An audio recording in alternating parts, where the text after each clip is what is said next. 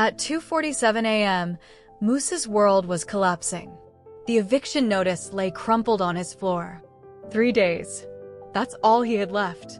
His phone showed 3% battery, his wallet held nothing but lint and old receipts, and his refrigerator hummed empty in the darkness. He sat on the edge of his mattress, the only furniture left in his apartment, and felt the weight of 28 years of wrong choices pressing down on his chest. His hands trembled as he typed a message to his friend Darnell. "Bro, I need help. I'm done. Can't do this anymore. Need money fast or I'm finished." His thumb hovered over the send button. One final cry into the void. He pressed it and threw the phone aside, burying his face in his hands. 30 seconds later, his phone buzzed. That was fast, he thought. But when he looked at the screen, his blood turned to ice.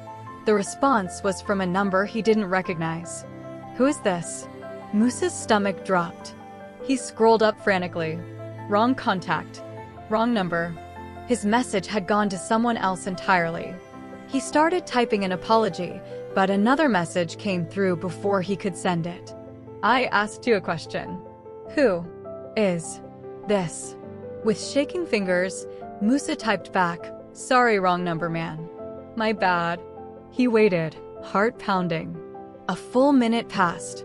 Then the response came, short and cold. "Nothing is wrong by accident. You reached out. Now tell me who you are."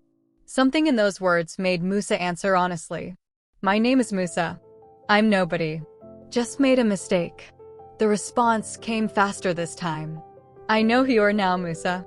And I know you're 3 days from eviction. You owe money to people who don't forgive debts, and you're one bad decision away from doing something stupid. Here's what interests me. You sent that message at 2:47 a.m. The hour when only the desperate and the dangerous are awake. So tell me, Musa, which one are you?" Across the city, in an office where security cameras covered every angle, Joyce Stapleton watched the exchange on Dennis Maynard's phone screen. "Another one?" she asked, her voice dripping with skepticism. Dennis didn't look up. "Maybe. Or maybe this is the one who actually listens." Musa didn't sleep that night. He spent the remaining hours before dawn searching the internet for the phone number, trying to figure out who he'd accidentally contacted. Every search came up empty until he tried a different approach, looking up the area code with keywords like dangerous and criminal. That's when he found it. Not the number itself, but whispers on forums and Reddit threads. Stories about a man who operated in the shadows of the city. A fixer. A ghost. Some called him a businessman. Others called him something far worse. Dennis Maynard. The name alone made Musa's hands go cold. He'd heard stories on the streets. Everyone had. Dennis Maynard was the man you didn't cross, didn't talk about, and definitely didn't accidentally text at 3 in the morning. He was the American who'd built an empire on fear and precision, a man who moved in circles where mistakes were measured in blood, not apologies. At 6:32 a.m., another message arrived. "Your present doesn't interest me, Musa. Poverty bores me. Desperation is common. What interests me is this. You have 3 days before you're homeless. Tell me about the future you're too afraid to imagine."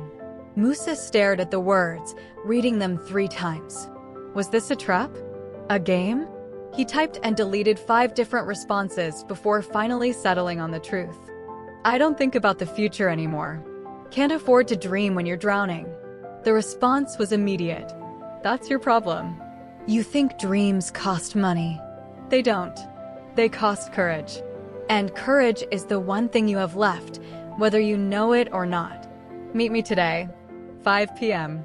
Come to the warehouse on 6th and Morrison. Come alone. You have until then to decide if your future matters more than your fear." Another message followed with just an address. Joyce watched Dennis set down his phone. "You're really doing this again?" she asked, her arms crossed. "After what happened with the last ones?" Dennis leaned back in his chair, his eyes fixed on the city skyline beyond the window. "The last ones quit because they wanted rescue. This one sounds different. He's not asking me to save him. He's drowning and he knows it. Those are the only ones worth the time. Musa spent the day in agony. Every rational bone in his body screamed at him to ignore the message, block the number, maybe even leave the city. But something in those words had hooked him. Your future matters more than your fear. No one had ever talked to him like that. No one had ever suggested he had a future worth considering. By 4:30 p.m., he was standing outside the warehouse, his heart hammering against his ribs, trying to convince himself to walk away. At 4:58 p.m., he knocked on the door. The door opened and a woman stood there. She was tall, sharp-featured, with eyes that seemed to catalog every detail about him in an instant. "You're late," she said, though Musa's phone clearly showed 4:59. "I'm Joyce Stapleton. I work for Mr. Maynard. Follow me and don't touch anything." She turned without waiting for a response, and Musa followed her through a maze of corridors that smelled of concrete and metal. The warehouse was enormous, mostly empty except for a few shipping containers and a glass-walled office at the far end that glowed with warm light. Joyce led him up a steel staircase to the office and knocked twice before entering. Inside, behind a desk made of dark wood that probably cost more than Musa had earned in his entire life, sat Dennis Maynard. He wasn't what Musa expected. No gold chains, no visible weapons, no theatrical displays of power. Dennis was in his late 40s, wearing a simple black sweater and glasses, looking more like a professor than a crime lord. But his eyes, when they locked onto Musa, held something ancient and absolute. "Sit," Dennis said, gesturing to a chair across from him. Musa sat. Joyce took a position by the door, tablet in hand, watching. "Do you know why you're here, Musa?" Dennis asked. Musa shook his head. "I texted the wrong number." Dennis smiled, but there was no warmth in it. "No. You're here because at 2:47 in the morning, when most people would have given up, you were still reaching out. That tells me something. It tells me you're not done yet, even if you think you are." He leaned forward. "Joyce, tell him what you see." Joyce didn't look up from her tablet.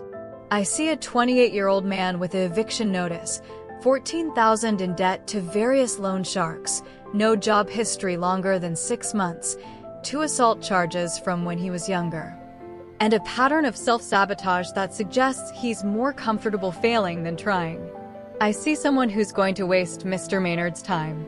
The words hit Musa like physical blows, but he couldn't argue with any of them.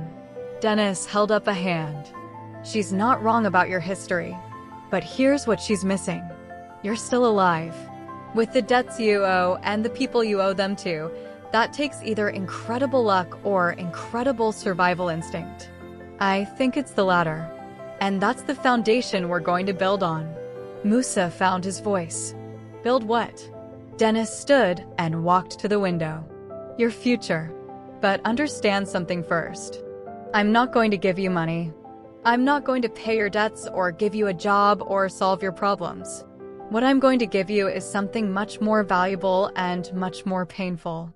I'm going to give you brutal truth and a mirror." "A mirror?" Musa repeated. Dennis turned to face him. "Yes, because your real prison isn't your debt or your eviction notice or your past. Your real prison is that you're comfortable being a victim. You've built an identity around struggle, and somewhere deep down, you're terrified of what happens if you actually succeed. That fear is what I'm going to help you face. But only if you choose to." He walked back to his desk and sat down. "Here's my offer. Every day for the next 90 days, you report to me. You do exactly what I say. No excuses, no negotiations, no explanations. You face every truth I put in front of you, no matter how much it hurts. In return, I teach you how to see yourself differently, how to think differently, how to build a future that isn't just your present repeated until you die. Do you accept?" Musa said yes, though he wasn't sure why. Maybe desperation. Maybe curiosity. Maybe because no one had ever offered to see potential in him, even wrapped in brutal honesty. Dennis's first instruction was simple and impossible. Go 48 hours without making a single excuse. Not to me, not to anyone else, not even to yourself. Every time you feel one coming, write it down instead. Bring me the list. The first day almost broke him. Musa showed up late to meet Dennis because his bus didn't come, but caught himself before explaining. He wrote it down. He couldn't buy food because he had no money, started to tell himself it wasn't his fault, then wrote that down too. Every excuse, every justification, every story he told himself about why his life was someone else's responsibility, he documented. By hour 40, he had 3 pages of excuses. The weight of them made him nauseous. When he returned to the warehouse, Dennis read the list in silence while Joyce watched from her position by the door, her expression unreadable. Finally, Dennis looked up. Do you see it now? Do you see how much energy you spend explaining your life instead of changing it? Musa nodded, unable to speak. Good. That's your first foundation. Awareness. Now we build discipline. The routine Dennis imposed was brutal. 5 a.m. way up, no exceptions. 1 hour of reading, books Dennis selected on business, psychology, philosophy. Then exercise, push-ups until failure, running until his legs shook. Joyce texted him every morning at 5:01. You up? If he didn't respond within 60 seconds, she called. The first week, she called 4 times. Mr. Maynard doesn't accept comfort as an excuse, she'd say, her voice cold. Your present is comfortable. That's why you're stuck in it. Dennis also got Musa a job through one of his connections, loading dock work at a warehouse across town. Minimum wage, brutal hours, legitimate. You need to feel what honest work is, Dennis explained.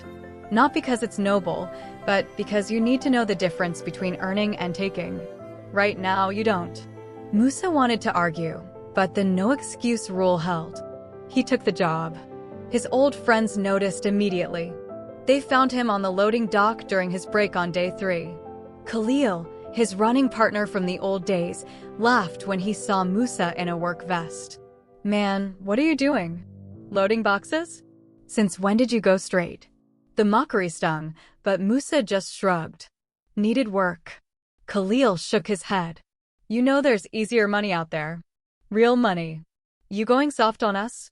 Musa felt the familiar pull, the temptation to slip back into what was known. But he remembered Dennis's words. Your present is comfortable because you know how to fail there. Not soft, Musa said quietly. Just trying something different. By the end of week 1, Musa was exhausted in ways he'd never experienced. His body ached from the physical work. His mind hurt from the reading and the constant self-examination. But something was different. For the first time in years, he fell asleep without the crushing weight of shame. He'd done what he said he would do. 1 full week without excuses. When he told Joyce during their morning check-in, she paused. 1 week. For more to go until you've built a habit. Don't celebrate yet. Consistency is the only thing that matters. But Musa could swear he heard something in her voice that wasn't skepticism. Maybe it was hope. 3 weeks into the routine, Musa's past found him. He was stacking pallets when 2 men appeared at the loading dock entrance. He recognized them immediately, his stomach dropping like a stone. Rashid and Tomas, collectors for the loan shark he owed $8 grand to. They weren't smiling. Musa, Rashid called out, his voice friendly but his eyes dead. Been looking for you. Heard you got yourself a real job now. That's cute. Musa set down the box he was holding, his heart racing. I'm working on getting you the money. Just need more time. Tomas laughed, a sound like breaking glass. Time? You've had time. 3 months of time. Time's up, brother. You got 30 days to bring us everything you owe, plus the interest that's been piling up. That's 12 grand now. 30 days, or we start taking payments in other ways. You understand. Musa understood perfectly. These weren't men who made empty threats. That night, he almost didn't show up to his session with Dennis. Shame mixed with fear, creating a toxic cocktail that whispered all his old stories. You're never getting out. This was stupid. You should run. But at 7 p.m., he climbed the stairs to Dennis's office anyway, the weight of the threat pressing down on him. Dennis took one look at his face and knew. Tell me. Musa explained everything. The loan sharks, the 30-day deadline, the $12,000 he couldn't possibly earn in time. Dennis listened without interrupting, his expression neutral. When Musa finished, Dennis asked a single question. What are you going to do? Musa had been hoping Dennis would offer a solution, maybe even pay the debt. The question caught him off guard. I don't know. I thought maybe. Dennis held up a hand. You thought I'd fix it. I won't. This is your ghost, Musa. And you need to learn how to face your ghosts without running or expecting rescue. Before Musa could respond, his phone buzzed. A text from Khalil. Heard about your loan problem. I got a solution. One job. Quick money. Enough to clear your debt, and then some. Say the word. Musa showed the message to Dennis. There it is, Dennis said quietly. Your crossroads. Every man building a future faces this exact moment. The moment when the old path offers you an easy solution to a hard problem. Quick poison or slow medicine. What are you going to choose? Joyce, who'd been silent until now, spoke up from her corner. I took the poison, she said, her voice flat. 5 years ago, I was where you are. Mr. Maynard had been mentoring me for 2 months. I was doing well. Then my sister got sick. Needed surgery we couldn't afford. Someone offered me the same choice. Quick money, one job, nobody gets hurt. I took it. She looked directly at Musa. The job went wrong. People did get hurt. I spent 18 months in prison. Lost my sister anyway because I wasn't there when she needed me. Lost everything I'd built. When I got out, Mr. Maynard gave me one more chance. One. This is it. The office fell silent. Musa stared at his phone, at Khalil's message promising salvation. $12,000. 30 days. The math was impossible through legitimate means. His loading dock job paid barely enough for food and bus fare. But something in Joyce's story, something in the flatness of her voice when she described losing everything, made him pause. What's the slow medicine? He asked Dennis. Dennis smiled, and for the first time, there was approval in it. You work triple shifts. You sell everything you own that has value. You negotiate with the loan sharks for a payment plan. You suffer. You sacrifice sleep and comfort. You feel every bit of the consequences of your past choices. And you do it without compromising the future you're trying to build. It will hurt, but it won't cost you your soul. Musa chose the slow medicine, though every cell in his body screamed against it. He texted Khalil back, thanks but I'm good. The response came fast. You're an idiot. Maybe he was. But he was trying to be a different kind of person, and that person didn't take shortcuts through darkness anymore. Dennis helped him create a plan. He'd approach the loan sharks with an offer, 50% up front in 30 days, the rest in payments over 6 months. To make it work, Musa would need to work every available hour at the warehouse and find additional income elsewhere. The next morning, Musa walked into a second warehouse across town and asked for night shift work. Then a third place, weekend shifts. By the end of the week, he had 3 jobs. He worked the loading dock from 6 a.m. to 2 p.m., grabbed food from a dollar menu, then worked a fulfillment center from 3 p.m. to 11 p.m. On weekends, he did overnight security at a storage facility. He slept 4 hours a night on a good night, 3 on a bad one. His body screamed. His mind begged for rest. But he didn't stop. Joyce's 5 a.m. texts kept coming. You up? Every morning, no matter how little he'd slept, Musa responded within seconds. She started sending something else too, little messages during his breaks. Proud of you today. Keep going. This is what it costs. They weren't warm, but they were real, and they kept him moving. Dennis continued their evening sessions, though Musa often arrived barely able to keep his eyes open. Instead of lessons, Dennis taught him to observe. What do you see at your jobs? Dennis asked one night. Musa thought about it. I see waste. At the warehouse, the security is terrible. People steal constantly. The fulfillment center loses packages because they don't track properly. The storage facility, half the units have broken locks. Dennis leaned forward. And if you were running these places, what would you do differently? That question opened something in Musa's mind. He started seeing patterns, vulnerabilities, solutions. He began taking notes.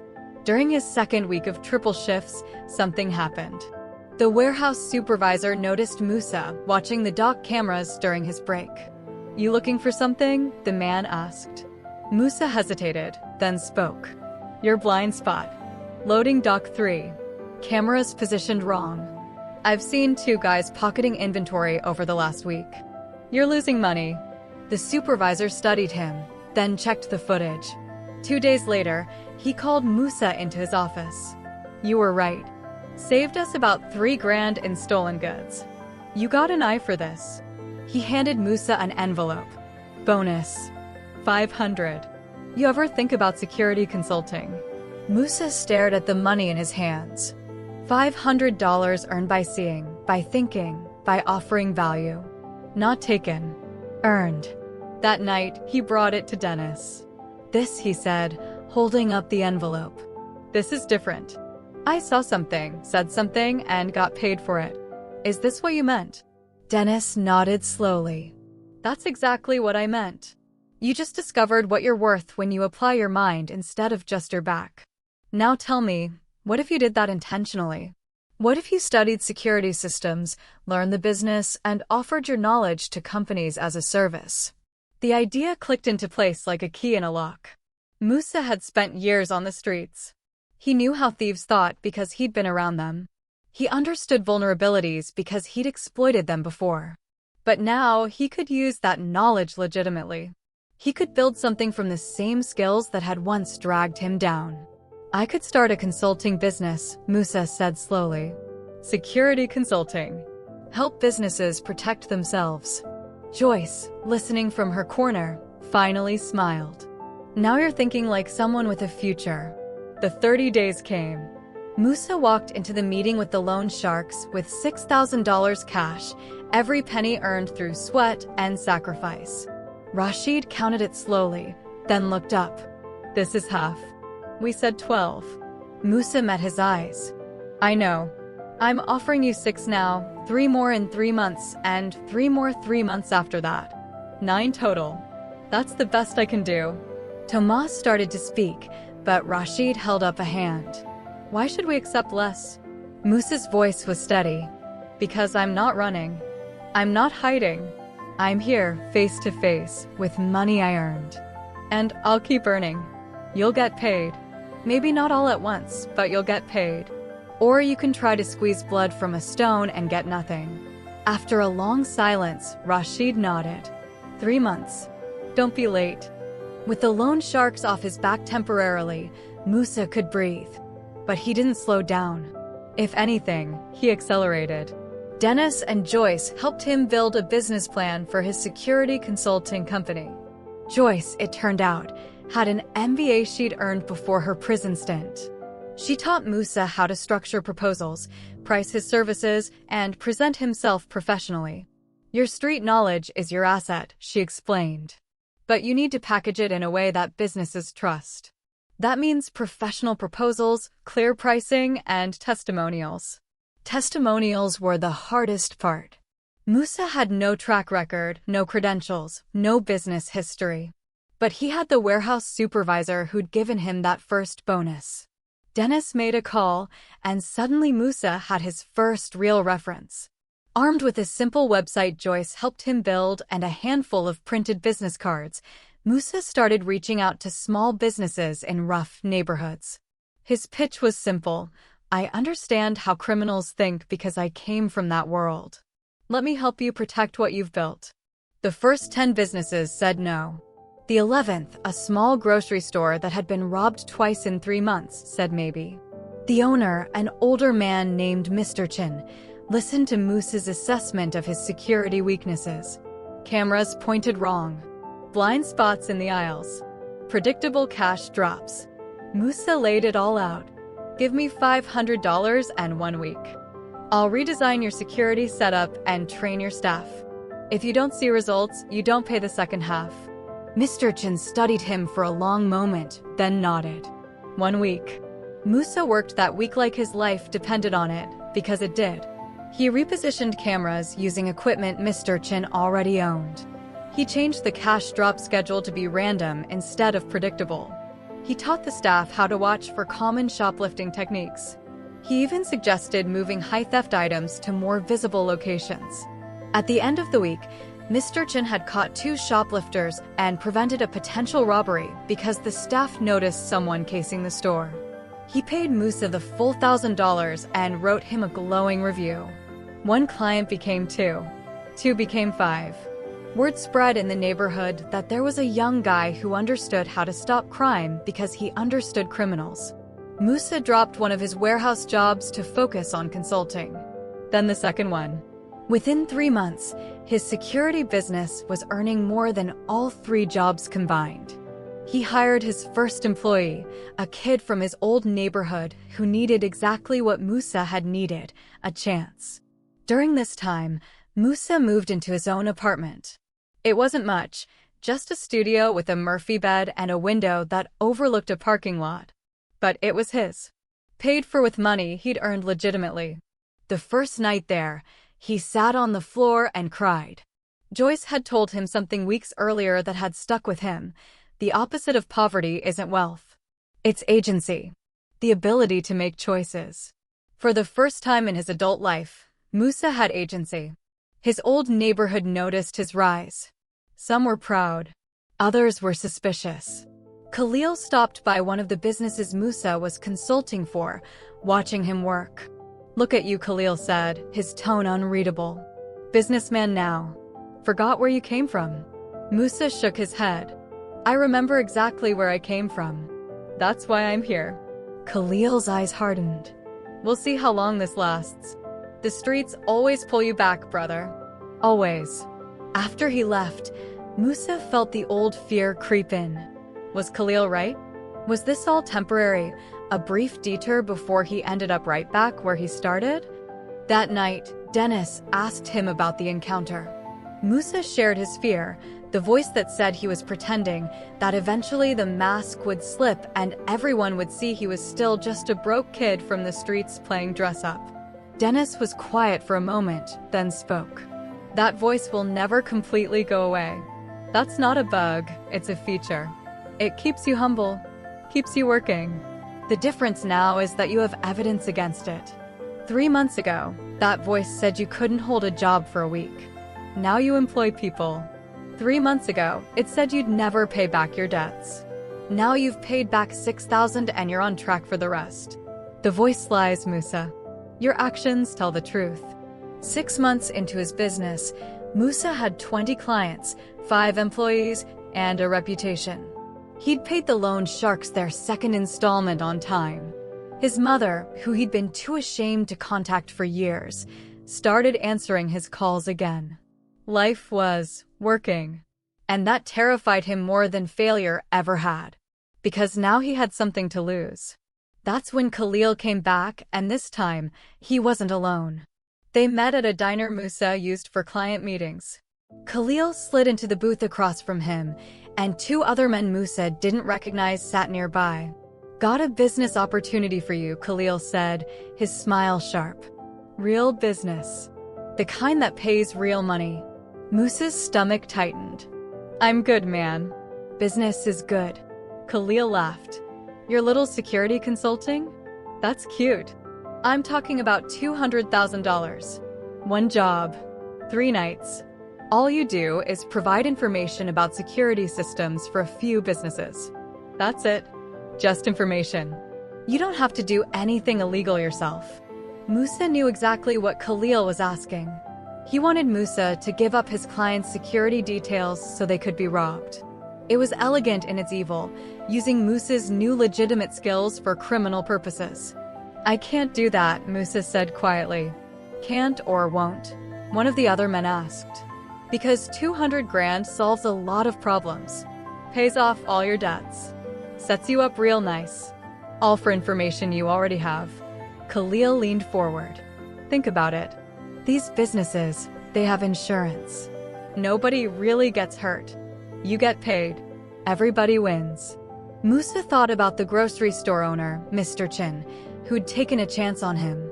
About the single mother who owned a laundromat he protected, who told him she finally felt safe keeping her business open late. About every person who'd trusted him with their livelihood. No, Musa said. That's not what I do anymore. Khalil's expression hardened. You got 1 week to reconsider. After that, the offer expires and things get complicated. Think carefully, brother. $200,000 or your little consulting business. Choose wisely. The same week, Musa's largest potential contract fell through. A chain of convenience stores that would have tripled his revenue decided to go with a bigger, more established firm. The timing felt like a cosmic joke. He could barely make payroll for his employees that week. The loan shark's final payment was due in 2 months, and he was short. Khalil's offer sat in his mind like a poison apple, beautiful and deadly.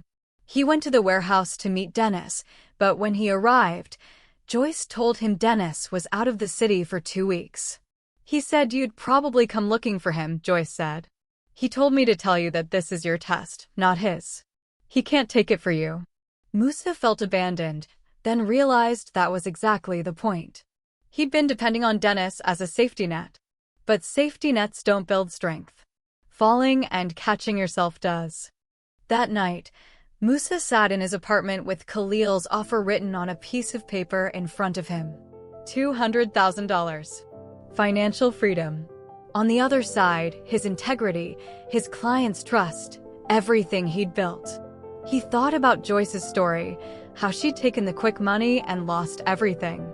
He thought about Dennis's words, quick poison or slow medicine. He thought about the kid he'd hired, who looked at him the way Musa used to look at the people who'd made it out of the neighborhood. At 2:47 a.m., exactly 6 months after his first desperate text, Musa made his choice. He picked up his phone and texted Khalil, "My answer is no. Don't contact me again." Then he blocked the number. His hands shook, but his heart was steady. He'd chosen integrity over ease. It might cost him everything, but at least it would be his everything, built on truth instead of compromise. The next morning, Joyce's text came at 5:01. "You up?" Musa responded immediately, "Yeah. Made my choice. Chose the hard way." 3 minutes later, she called him. "Mr. Maynard told me you might face something like this. He wanted me to tell you something if you chose right." Musa waited. He said, "The moment you choose integrity under pressure is the moment you stop becoming and start being. You're not trying to be better anymore, Musa. You are better. Welcome to your future." The consequences of Musa's choice came fast. Within 3 days, 2 of his employees quit. Both were guys from the neighborhood who'd heard about Khalil's offer and thought Musa was stupid for refusing it. "Man, you're crazy," one said on his way out. "We could all be rich. Instead, you're over here playing Boy Scout for pennies." Their departure hurt, but what hurt more was seeing the same old pattern, people choosing the quick path because the long one looked too hard. Then Khalil made good on his threat. Word spread through the streets that Musa had gone soft, that he was working with the system now, that he couldn't be trusted. Old associates stopped returning his calls. Worse, rumors started circulating that Musa was cooperating with police, providing information about neighborhood activities. It wasn't true, but truth didn't matter in the streets. Perception was everything. His reputation in the community that had raised him was being systematically destroyed. His business took hits too. 2 clients dropped him, spooked by the rumors about his past. "We can't be associated with someone who has connections to criminal elements," one said, despite Musa's protests that he was running from those connections, not embracing them. Cash flow tightened. Payroll became a week-to-week stress. The loan shark's final payment loomed, and Musa was $3,000 short. He'd chosen integrity, and it was bankrupting him. On day 12 after his choice, Musa sat in his apartment, looking at his bank account and feeling the old familiar despair creeping back. Had he been wrong? Was Khalil right about the streets always pulling you back? Maybe you couldn't actually escape. Maybe the universe just didn't let people like him win. His phone buzzed. A text from an unknown number, 2047, Riverside Drive. Come now. It was Dennis. He'd returned. Musa found Dennis in a different location this time, a small office overlooking the river. When he walked in, Dennis was standing at the window, Joyce beside him. They turned as one, and Musa saw something in their expressions he couldn't quite read. You passed, Dennis said simply. Musa's confusion must have shown on his face because Dennis smiled. The last 12 days. That was your final test. I needed to see if you'd hold to your choice even when it cost you everything. Even when you thought I'd abandoned you. You knew about Khalil's offer? Musa asked, his voice tight. I know everything that happens in this city, Dennis replied. I knew he'd come to you. I knew what he'd offer. I even knew your contract would fall through the same week, though I had nothing to do with that. The universe has a way of testing us right when we least expect it. But that silence, Musa, was intentional. You needed to make this choice alone. Without me as a safety net. Without anyone to rescue you. You needed to prove to yourself that you're capable of standing alone. Joyce stepped forward, and for the first time since Musa met her, she looked almost warm. You asked me once why I'm so hard on you. Why I'm always skeptical, always pushing. I'm going to tell you a story now, the whole story. She took a breath. 5 years ago, Mr. Maynard started mentoring me. I was just like you, broken and desperate. He taught me everything he's taught you. For 6 months, I did well. Built a small business, started cleaning up my life. Then my sister got sick. She needed surgery, $30,000 we didn't have. I panicked. Someone approached me with an offer. Quick money. One job. I'd just provide some information about a business I was consulting for, just like Khalil asked you. I convinced myself it wasn't really wrong, that insurance would cover it, that my sister's life was worth more than some principal. I took the money. The job went bad. A security guard got shot. Almost died. I was arrested as an accessory. I spent 18 months in prison.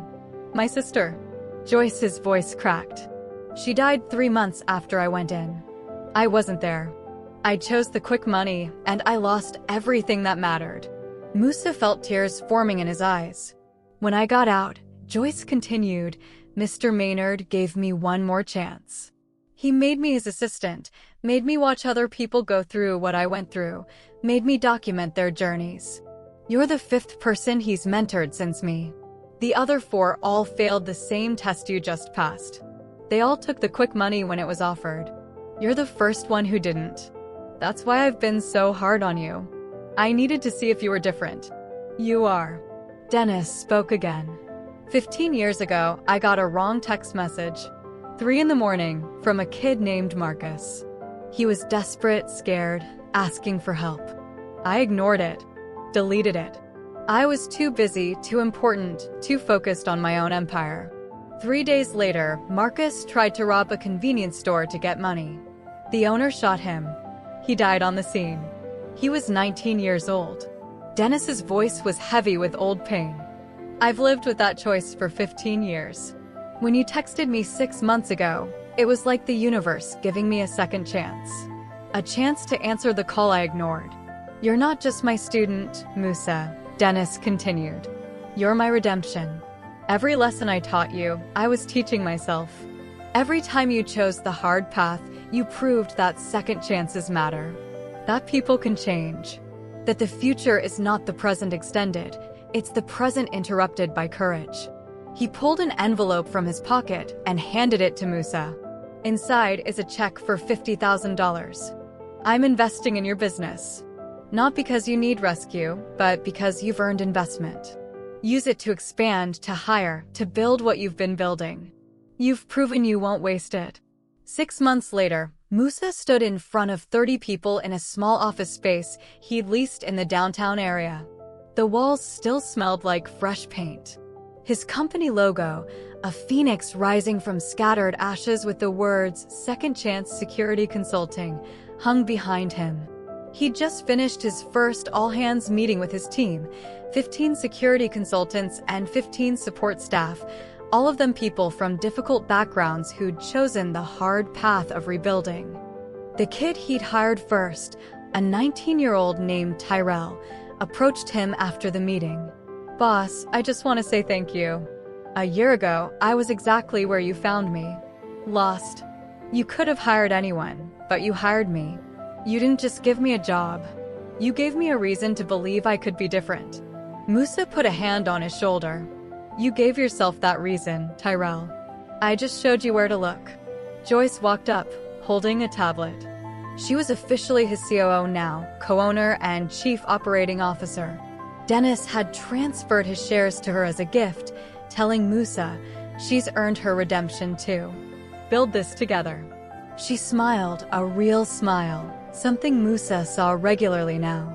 3 more contracts came in today.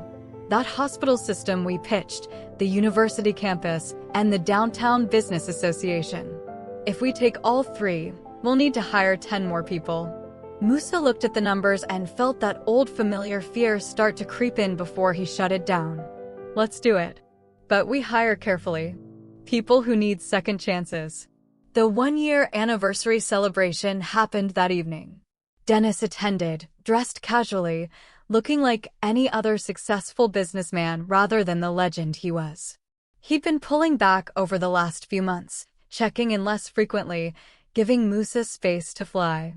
Tonight felt different though. After the party wound down and most people had left, Dennis asked Musa to walk with him. They ended up by the river, the same river where a year ago Musa had been at his lowest point. "You know why I brought you here?" Dennis asked. Musa nodded. "This is where it started. Where I sent that first text." Dennis smiled. "No. This is where you chose to show up despite your fear. That warehouse meeting, that was your inciting incident. But this spot, this is where you made the first micro-choice to believe your future could be different from your present." "I need to tell you something," Dennis continued. "My work here is done. I'm not disappearing, but I'm stepping back. You don't need me anymore. You haven't needed me for months, actually. You've been running on your own fuel, making your own choices, building your own path. That's what a good mentor does. They make themselves unnecessary." Musa felt emotion tighten his throat. "Everything I have, I owe to you." Dennis shook his head. "No. Everything you have, you owe to yourself. I just held up a mirror and asked you to look. You did the work.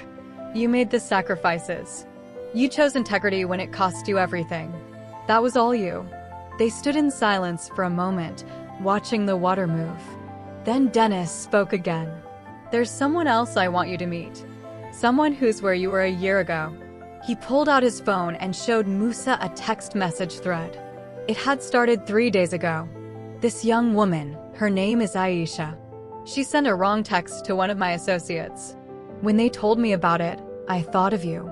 I think she needs what you needed. But this time, I think the lesson should come from you, not me. Are you ready to be the mentor now instead of the student?" Musa looked at the messages. He saw himself in every word. The desperation, the fear, the hidden hope that maybe, possibly, things could be different. "I don't know if I'm ready," he admitted. "Good," Dennis said. "If you thought you were ready, you wouldn't be the right person for this. The best mentors are the ones who remember exactly what it felt like to drown. They don't throw life preservers from the safety of the shore. They get in the water." He put a hand on Musa's shoulder. "Your future is no longer tied to anyone's present, Musa. Not even mine. You've arrived. Now help someone else arrive too." 2 days later, Musa sat in a coffee shop waiting for Aisha. His phone buzzed with a message from an unknown number. "Is this really you? The person who texted me?" He smiled and typed back. "Yes. I know you're scared. I know you think meeting me might be a trap or a joke or a waste of time. Come anyway. Your present doesn't interest me. Tell me about the future you're too afraid to imagine." An hour later, a young woman walked in. She was thin, worn down by life, eyes darting around the coffee shop like she expected danger from any direction. She saw him and hesitated. Musa stood and waved her over. When she sat down, he could see the same questions in her eyes that he'd had a year ago. Who is this person? Why would they help me? What's the catch? My name is Musa, he said gently. A year ago, I sent a wrong text message to someone who changed my life. Not with money or connections, but with truth and a mirror. I'm going to do the same thing for you if you'll let me. But I need you to understand something first. I'm not going to rescue you. I'm going to show you how to rescue yourself.